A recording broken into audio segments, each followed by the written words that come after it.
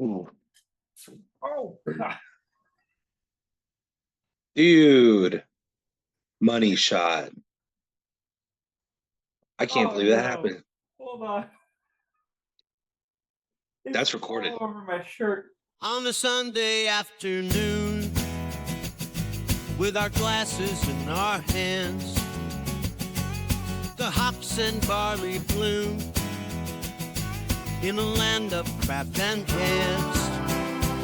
Every sip a story shared, review and taste we dare with our Sunday sips. Sunday sips, every for a trip.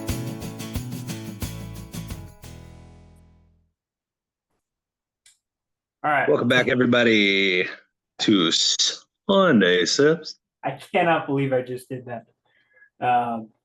Anyways, pecan pie, part of Sierra Nevada's Trip in the Woods barrel aged series.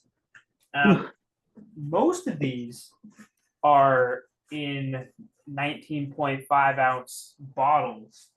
Yeah. You see a lot of Trip in the Woods in cans. Mm-hmm. But Getting a little pour in there. my pours do it. I want a little more head. That's not bad. That's not bad. Ooh. They're very. This being a stout is. I feel like a stout. I want like a full bodied flavor. Sweet almost. The king of stouts, aka Guinness, is usually a lighter beer, and I guess lighter than most IPAs and stuff like that. Oh yeah, I believe Guinness is 4.5%, something like that, or 4%. Somewhere around there. And this happens to be, what is this? 12.5%. 12.5. So we're jumping up. It's a little heavy for a Sunday sip. Yeah. This is a full course meal. It smells really good. Smells it smells like pecan pie, dude. It really does. Like maple leaf flavor. Mm-hmm. So on the can it says pecan pie, stout aged in bourbon barrels with vanilla bean and pecans. So I can smell the vanilla. It also smells really warm. All right. Cheers, buddy. Cheers, pal.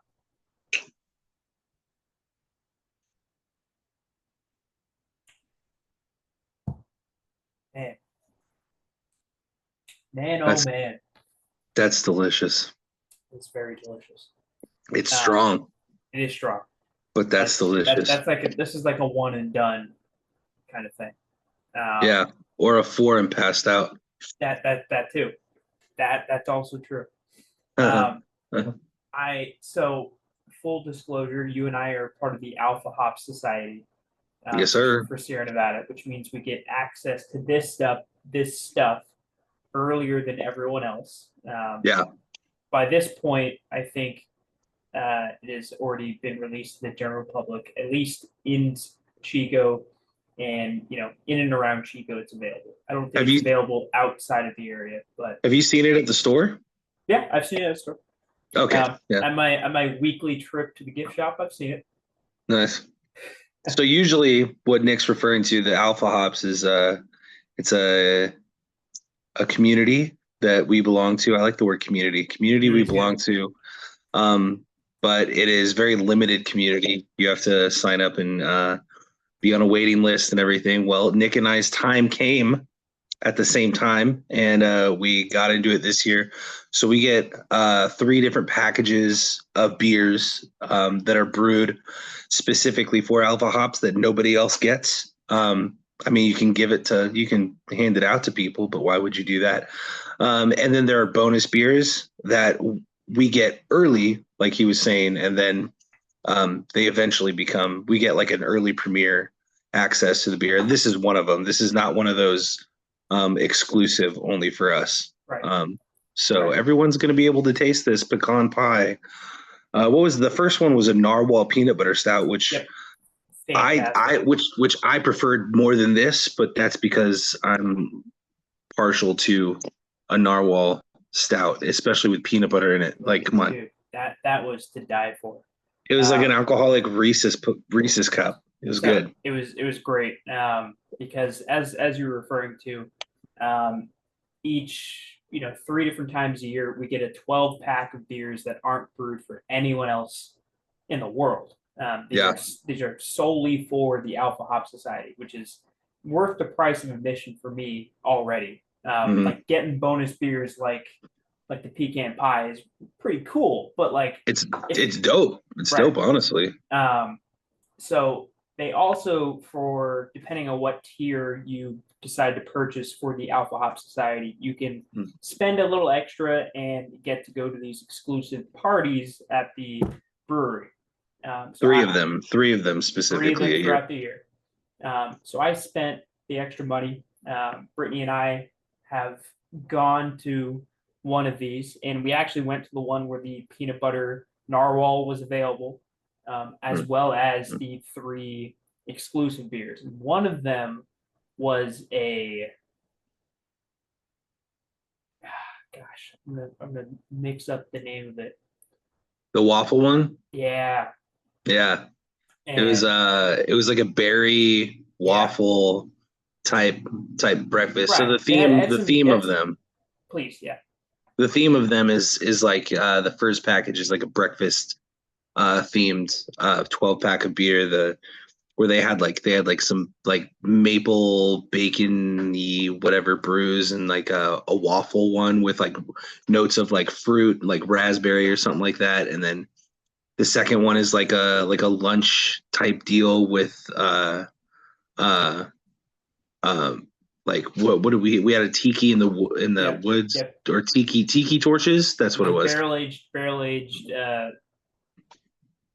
tiki beer. Yeah, and it had like notes of pineapple and like coconut in it. It was so good. That was my favorite from that one. I don't know why we haven't started this. Hey, Obi, I don't know why we haven't started these Sunday Sips series with tasting those beers, because I still have all of those beers, at least one of all those beers sitting in the. Do you really? Garage. I do. Mine are gone, but they're heavy beers, dude. They're not easy to just like sit down and be like, this Friday night I'm gonna have this 14% beer. It's not easy. Usually I'll go for like a Summerfest, or like if I'm feeling spicy, a hazy little thing. Sure. I'm assuming that once this if we start doing this regularly, there's a bit of news. Even though this is our technical first episode, we're going to consider this a pilot, flagship, if you will, episode. And then we're immediately going to go away on hiatus for a while. Hold on. Well, sort of. We're not drinking, bud. I thought we said we were going to allow ourselves one for the purposes of the Sunday Sips. I don't think we should do that. I think we should. I don't think we should. We gotta get things moving, guys. I think we gotta go true sober. We gotta do true sober sobriety. So we're gonna launch this podcast and then go ghost for the rest of the year. No. It's like a teaser. Oh, buddy. And then we start new year, new us. Okay. Maybe we do non-alcoholic Sunday Sips. Do some. We can do that. Yeah. That'd be cool. I had a whole plan. We're gonna do our one beer a week. Yeah, I just feel like we can do one. That just halts progress. It halts progress, Nick. Yeah. It halts progress. One beer is the same as like a couple of slices of bread. I'd rather just not eat that bread. That's fair. That's fair. All right. Fair enough. Fair enough. Well, We'll while do, we're drinking this, though, might as this well is enjoy this. killer. We have a no, we don't have any time left What? for Sunday sips. No, this is it. Hold on. Hear me out. We bankroll a bunch of them. We bankroll a bunch of them to get us through the end of the year. We need 12. Yeah, we need 12 Sunday sips to get us through the end of the year. 12 beers. We could do that. We could definitely. We don't even need to do 12. We could do half that. We could do 6. Yeah. And then we could do 6 non-alcoholic beers to end the year. That'd be great. Me and you, we got a little bit of time. We can hop on the Zooms and record a few more of these. Yeah, little half hours. Yeah, absolutely. Whatever's. Yeah. All right, so we got to get into trying to score this, and this is going to be a tough one to score because it's such a unique beer. It really is. It's such a strong beer. Not every beer we're going to be that's going to be on this pod is going to be 10 percenters, 12 percenters. I mean, I hope to God they're not. But we're eventually going to go down. We're going to go down a list of some of our favorite beers and stuff like that to introduce to the pod. This is I'd say we have to rate this as far as stouts go. Yeah. Just like the in our like real teaser episode, we rated it based on what was it, a double IPA or a triple IPA, whatever we had. We had a Pliny the Younger and a Sierra Nevada Optimum. To compare it to. And I agree with that. We're gonna have to put each of these beers in their own respective category. It's not fair to score a stout like this against a triple IPA. They're different beers. Or even like a lager, you know? Yeah. Right. So we have a website. I don't know if you know, but we have a website, talesandtrails.wordpress.com. Sweet. And we will get a running ranking up nice of all the beers. They'll be categorized, stouts, pale ales, triple IPAs, double IPAs, all the stuff. And we'll update that with each beer to give folks some perspective as far as how these stack up. Absolutely. So as far as stouts go, I'm gonna rate it because you've had Guinness before, obviously. Of course. So I would just stray as Guinness being a natural, like I'm partial to it, so like a natural 7. Yeah. I think it's a fair place for Guinness to be. Maybe 6, but that like the peanut butter narwhal to me would be closer to like a 9. Right. I think that for our taste buds, for what we've had, that's probably the gold standard. This I might have a peanut butter narwhal sitting in the fridge. Yeah, I think you do. So I know your beer fridge very intimately, and I think you do. This so I can definitely taste the notes. So again, it's pecan pie stout aged in bourbon barrels with vanilla bean and pecans. I can definitely taste the bourbon barrel aspect of it. It's got that alcoholy, really rich flavor of bourbon. Yeah. I can for sure taste notes of vanilla. It does have like a nutty aftertaste. So it's not lying to us. No, it's giving you everything it says it's going to give you. That's good. It is a bit stronger than I like for this to be, and that's coming from me. A respective former binge drinker, if you will.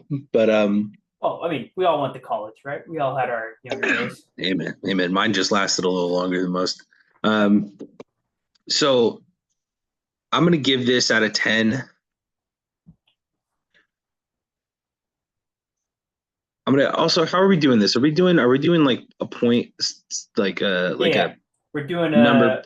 Portnoy rules. We're doing one bite. Everybody knows the rules. So You can't go round numbers. You gotta give it a point.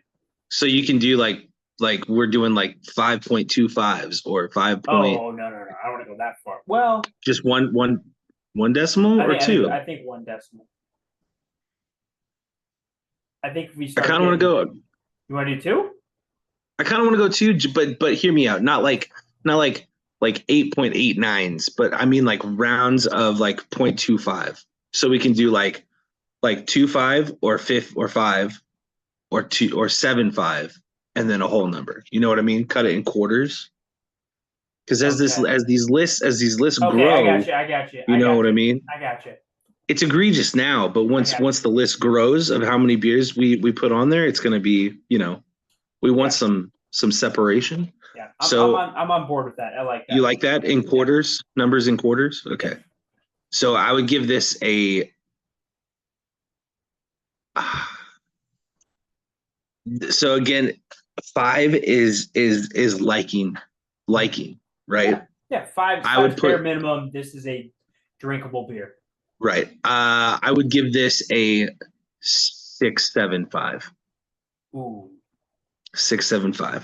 Ooh. Because I put Guinness like at like a 7, and I would rather have a Guinness than this. Sure. Sure. That doesn't mean I'm mad if someone gives me this. Not at all. I like this, but if you give me an option between a Guinness and this, as long as I'm not trying to get messed up, it'll be the Guinness. Yeah. Mm-hmm. That's fair. I'm gonna go a different take, slightly different take. That's what this is all about. That's why there's two of us. That's why there's two of us. I have to give this thing style points for how unique it is, and how for such a unique beer, it pulls it off. Like it's a good tasting beer. It's not a beer that you would think of in terms of like flavors. Like no one thinks of a pecan pie beer, right? But it pulls it off. And you and I have both had some beers in the past that claim to be, a strawberry shortcake sherbet stout. Yeah. And totally just like a weird taste. The Orange Julius milkshake. Yeah. Exactly. Yeah. And you're like, okay, it's orange, I guess. Yeah, but it doesn't. It doesn't really scratch that itch. It doesn't really taste like something that's palatable. For me, and it's strange because I'm not a person who usually drinks beers that look this dark. No, you're not. This is a pretty good tasting beer. Yeah. So I'm not gonna go crazy with it, but I'm gonna go a 7.75. It's good for you.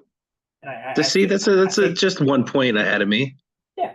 I think that's a fair score for this. I think that characterizes this well, gives props where props are due, but doesn't put it up in like the 8 and above 8 echelons, right? Where reserved for our peanut butter narwhals and our. What I don't want to do with this pod is just start throwing out high numbers just because I like beer. You know what I mean? That's so. And I liked what you said about the stylized with, and just fairly getting it right. It checks it provides the boxes and then just goes, look, check. It really does. And that did go into my score of 6.75, but that's just because as far as stouts go, there are better ones for me, and I gave it.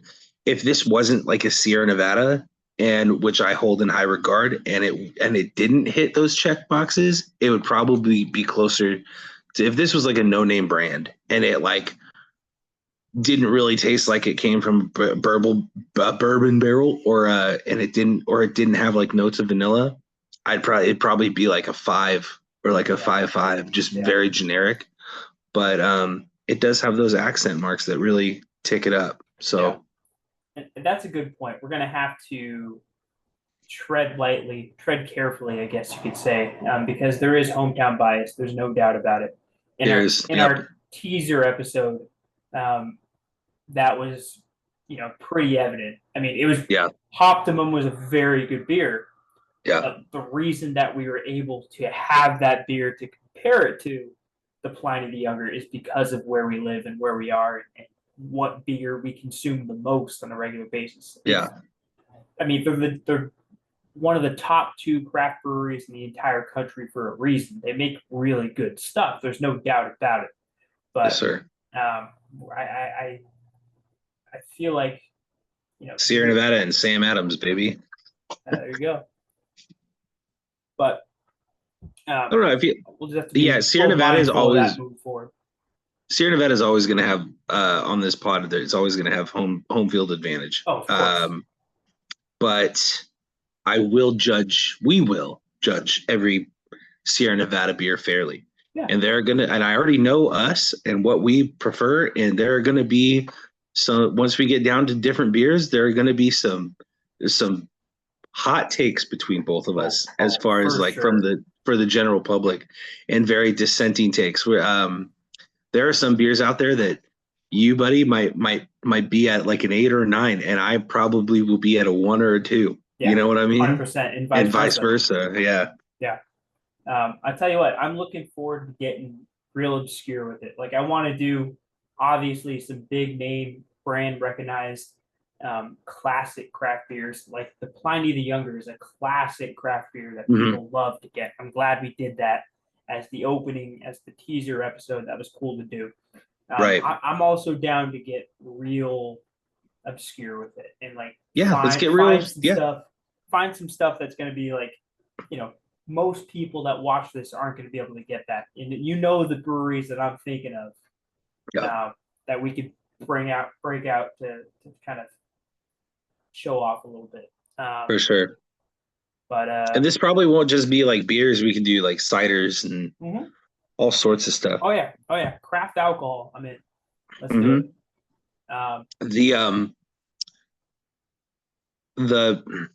The amount of options out there is endless. So of course, it'll be all good. I like the idea of doing some of those non-alcoholic beers, because when we're not doing this like sober challenge in the next few months, we're not going to want to do those.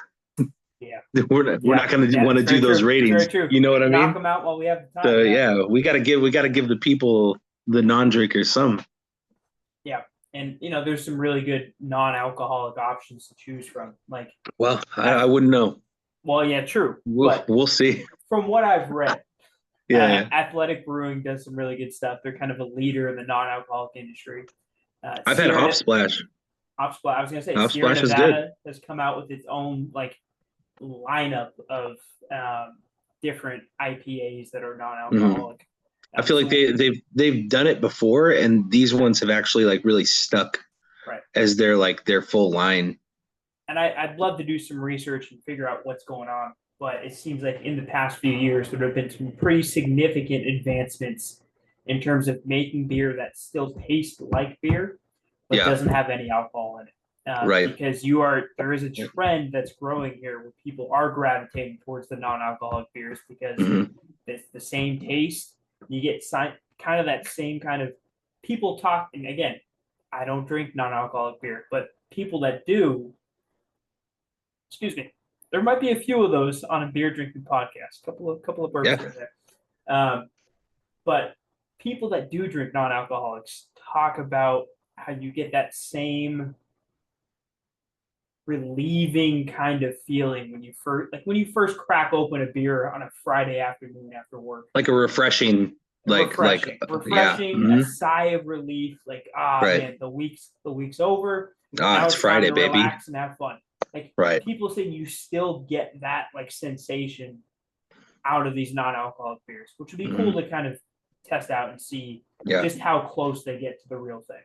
I feel like too, like you said, like the science has come a little further, because back in the day you get you get the traditional St. Pauli girl, non-alcs, and They're like a Sam Adams like non-alc, and they just taste like. I mean, honestly, it's the like big it's one? same thing with like lefty yes, O'Doul's? Yeah. O'Doul's. Yeah, Yeah. same thing with like sodas, right? Like Diet Coke. Yeah, it tastes like Diet Coke, and some people like it, and some people really hate it. And then now you have like, in retrospect to like sodas, like you have like the Coke Zeros coming out, where with non-alcoholics, and you're like, oh, this is like diet non-alcoholic or whatever, but it tastes really closer, like so much closer. It just bringing it that much closer and having like true, because like O'Doul's and stuff like have a little bit of alcohol in them, but like true like 0.0 is like the new Heinekens and stuff. Yeah. I've heard those are just spot on. Really? Yeah. We might have to check that out too. I mean, yeah, broaden some horizons as far as the non-alcoholic stuff. absolutely. And we'll have a whole ranking category for them too. I like that. Yeah. You know what? Like what kind yeah, of if you're beer trying to, podcast are we if we're not running the entire gamut? you got to be inclusive. Right. You got to be inclusive. It's 2024, baby. Yeah, dude. We'll tell you which beers to buy if you are the DD. You know what I mean? And which beers to get or order when you're not the DD. That should be our slogan. Who knows? Maybe once every now and then we dip into some spirits.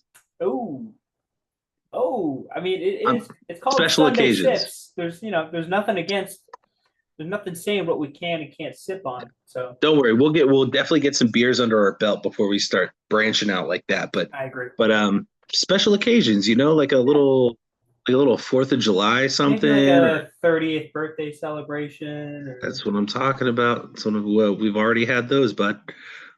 Oh, that was rough. All right, let's wrap this up. We got the warning from Zoom that our time is short. But Sierra Nevada, Trip in the Woods, Pecan Pie, Barrel Aged Stout. It's a mouthful in terms of the title, but it's damn good. Cheers, bud. Cheers, pal.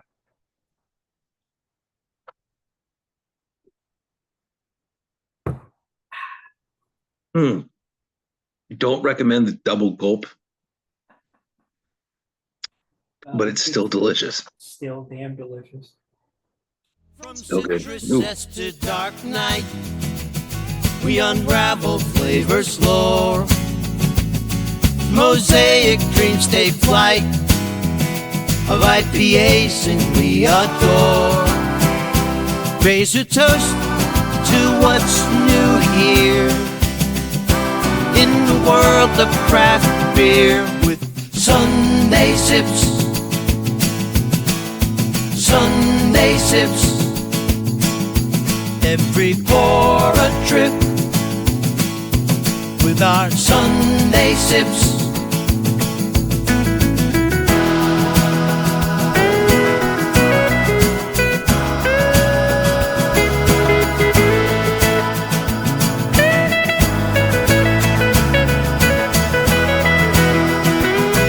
Each note we hear as we sip and cheer. Craft beer's near, Sunday's treasures clear with our Sunday Sips.